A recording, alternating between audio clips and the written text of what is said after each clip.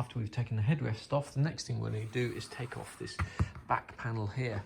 And all you need to do is undo this one screw here. It's just a simple Phillips screw. And this is basically just held in here by its own force or pressure. So it should just, when you tilt the chair forward, you should just be able to pull that right out. Now, what you need to avoid doing is what the people who try to trim this car did, the professionals, and that is to avoid breaking all of the hardboard like this by bending it up like that. You've got to remember this pulls out this way, okay? And it might be a little bit stiff in there, but the only thing that's holding it in is 3 clips. So do not be tempted to force it out, thus breaking all of this here and probably having to cut another piece for 30 or 40 years. So it's going to be a little bit sticky down the edges. So just go easy and ease it out. When you have dislodged it up until about there, you need to start trying to pull it down as opposed to keep on leaving it up. You need to try and prise any of these clips loose. Just remember, one of the clips is slap bang in the middle of those 2 posts there, and the other 2 clips are about 1 inch either side of it, maybe 1.5 inches. So we're just going to get a long flat blade screwdriver and just see if we can wedge that in there very carefully without damaging the leather to loosen those clips. This one really doesn't want to come out. It's stuck in there solid, but just be patient. We're going to be rocking it from side to side to try and ease those last clips out. Finally, we got it out without seriously damaging the back, which is what we're trying to do. Next up, we're going to take off these rails here. And we're going to strip off the paint and repaint them because, as you can see, they're all rusty at the end here. And to get these rails off, you basically pull that spring handle up and the rails will slide back to away from the seat like that. I've actually taken this one off already. You might find it's quite stiff depending on how much grease is on here. And to get them off. And before you start disassembling things, make sure you've got a note of where these little plastic runners go, etc. There's 2 black ones here at the bottom and 2 white ones at the top. When you come to take the rail off the other side, you'll notice that there are 4 white sliders, no black ones on this side. So once again, make a note of what goes where. This is on a right-hand drive car, the passenger seat. So on the inside of the passenger seat, either a bit furthest away from the door, there are 2 black runners and the 4 white ones go on the outside closest to the door. Next up, we're going to take these plastic chrome pieces off, and they're different on both sides. This top piece here only comes off after you've taken that handle off. Okay, it's got a circle in, so you have to take that black handle off before you can get that one off. The bottom piece is actually clipped on to a black plastic backing like that, plus it has a tab here, so that in theory should just clip off, should just pull off. But we're going to try and get it off without breaking the tab if it's not already broken. Behind there is a black backing plate like this, and those little tabs there fit neatly inside these little holes here and here. So you have to prise that off carefully.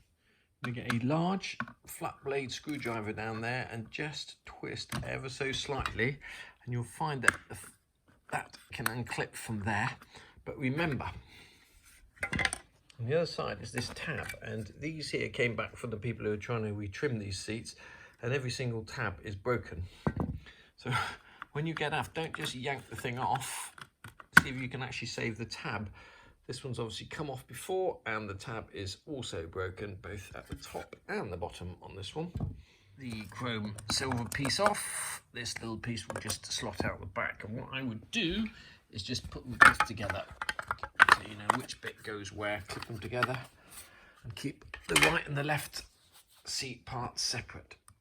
To get this black adjuster off, first of all you need to take out the centerpiece, and to do that you're going to use something like a watchmaker's screwdriver and very gently prise it out. Now this one's already been disassembled, and you can see if you look carefully around the edge that there are various grooves where you can put that screwdriver in, tiny little gaps. Okay, so If you look very, very closely, you're going to be able to find a tiny gap allowing you to slot the screwdriver in. To see if we shine a light on it, you can see there's a gap here, there's a gap here, and there's a gap here. Okay, so very carefully with a small watchmaker screwdriver, pry that out like that. Okay, to get this plastic housing off here, you basically need to move this clip anti-clockwise. So you're going to get a little hammer or something like that and very carefully tap it so that the clip moves. There's no way that you can twist this to get it off. You have to actually move that metal clip around anti-clockwise. So these tabs are over these holes here, and once it's moved around enough, you'll just be able to lift the thing straight off. A little bit more, should be able to, there we go, just lift that straight off. Handle off, this should just pull off. Okay, unlike the lower pieces which have tabs that are very easy to break off, the upper pieces actually don't have those tabs, and those hollow holes just fit straight into these clip bits here, so there's less chance of breaking that. But when you come to take it off, just pry it off very gently, bearing in mind where the tabs are. Okay, these screws here, here and down here are held in with thread lock, and you will not get them out with a standard screwdriver or even a socket set. The only way to get those out is to heat them up sufficiently to actually melt the thread locker. Now, the first time I tried to do it, I used a kitchen sort of creme brulee thing, and that just did not cut the mustard. So I went out and bought a mother of all blow torches. It's actually £60, but as I say, to get those out you need something hot and concentrated, and what you're going to do is you're going to be aiming the flame at the back of the bolt here, and when you can see it glowing red, just go around the other side. What I've used is a just an electric drill on there, but you could also use a Phillips screwdriver. So don't try and get those out with a normal screwdriver or anything like that. You'll just end up chewing the bolts up and making your life much more difficult. Go out and buy yourself a proper blowtorch if you haven't already got one. You can get these fittings here if you had time from eBay. They're about £4 or £5, and they basically screw onto one of the camping gas canisters. I don't know if they give a hot enough flame. This thing here, Vortex, certainly works, but as I say, it's expensive. It's £60. Comes with 3 heads. This one is this middle head, which is the concentrated flame.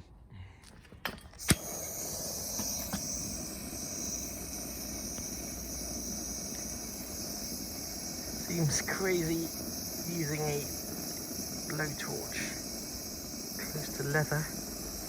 It's a coconut, probably glue as well, but I can't see or think of any other way of getting those bolts out.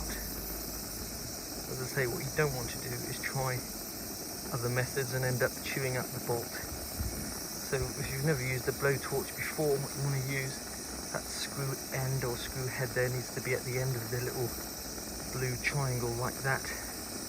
We're going to hold it on there for several minutes. I've done all 4 bolts. This top bit will come off, but just bear in mind all of this metal and these bolts are going to be very hot. And just to give you an idea of time, each one of these bolts are heated for 1.5 minutes. 1.5 minutes. So don't be doing it for 30 seconds and thinking, oh, that'll be it. 1.5 minutes on the highest heat possible to get those bolts undone.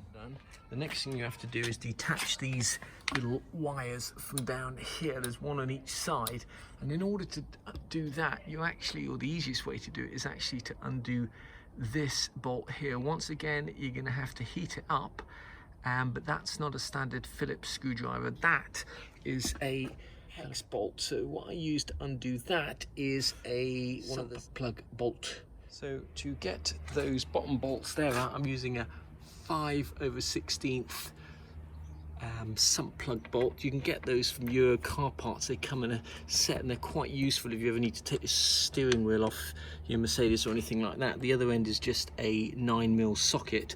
But first of all, we're going to heat that up, and then we're just going to wind it. Start detaching these. Take a careful look where they go.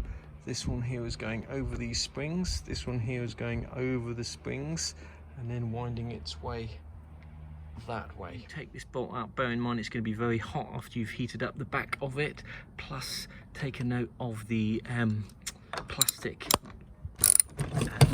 Take a note of the plastic.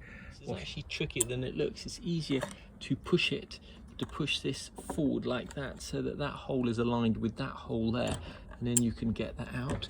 This here is just held on by a spring clip, so we'll just take that off. Just comes out with a flat blade screwdriver that allows you to free that up and detach that completely. Once you've separated the two parts of the chair, the next thing we're going to do is take off this little chrome fitting here, and in order to do that we've got to undo one of these clips here and undo that cable. The fitting itself looks like this, so the actual chrome fitting is going to just pry out of there with a flat blade screwdriver. Do it carefully, you do not want to crack that piece of chrome, and make a note of which way this handle comes out. So the curve is facing the bottom. The curve is facing the bottom. These clips here just lift up and slide back. Okay, they just lift up and slide back like that. Standard clip curve. Once you've got that out, you can actually move this, and it gives you a little bit of leeway. It's slightly easier to get the cable out. The cable goes in over the top. Cable, this will just pull out like so. Before you can get the old seat covers off, is undo these plastic fittings here. There's two of them, one on each side. Now, the people who tried to trim these seats before managed to break both of them. So I imagine that's a good warning to everybody to go easy when you take them out. Basically, just have a look at how they fit in there. There's a clip there, a ridge there, and there. So you do not want to be levering these things up at the edge, otherwise you'll just snap them off like that. The way to avoid breaking these is to slip a little watchmaker screwdriver in the middle first, and then use a slightly larger flat blade screwdriver to push down and take it out that way. Still, be very, very careful when you go around. Use a larger flat blade screwdriver, and that should pop out like that without breaking it. Yeah, that one's out again without breaking it. Once again, go from the middle and work your way out towards the edge, and then finish it off with a large flat blade screwdriver. Do not be leavering up at the ends, otherwise you'll just crack the ends off. Okay, you can now take the cover off.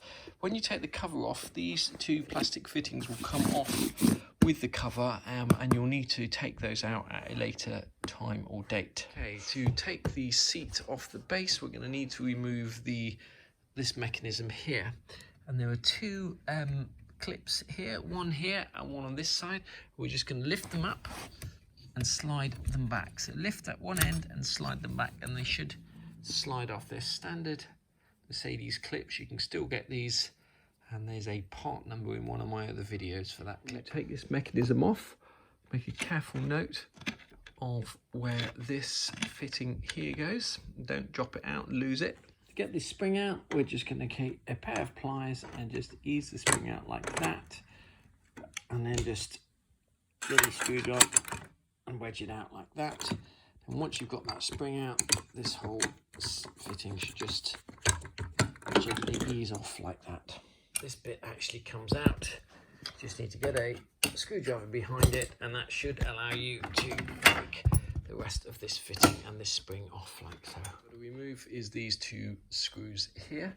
They've got little holes in them, so there may be a specialist on them to wind them out. You might need to use a hammer or something to give it a bash. That should just screw out. And what we'll do is we'll put that in a rust bath and just free that up and lubricate it. Last thing to do to get the cover off this base is either to cut these off or to just wedge a screwdriver underneath them and bend them up. You will need to keep this metal bar here. Likely that the seat cover that's been supplied won't have that, and just make a note that this metal bar is tied to each one of these springs with a metal clip. So you'll either have to get your own metal clips and figure out how to bend them around there, or you'll have to try and keep the ones you've got, which will no doubt be rusty. So if possible, get some new metal hoops or clips, whatever they're called. Hog rings, I think, is the official word for them. These seat covers are just held into this channel. It's basically bits of cardboard that just fold back on themselves in here. So once you've undone these clips along here, which I'm not going to do now, it's just a matter of getting a screwdriver underneath there and wedging it up, and that seat cover will come right off and allow you to put the new one on. The seat back, to get it off, you just need to basically unhook all of this.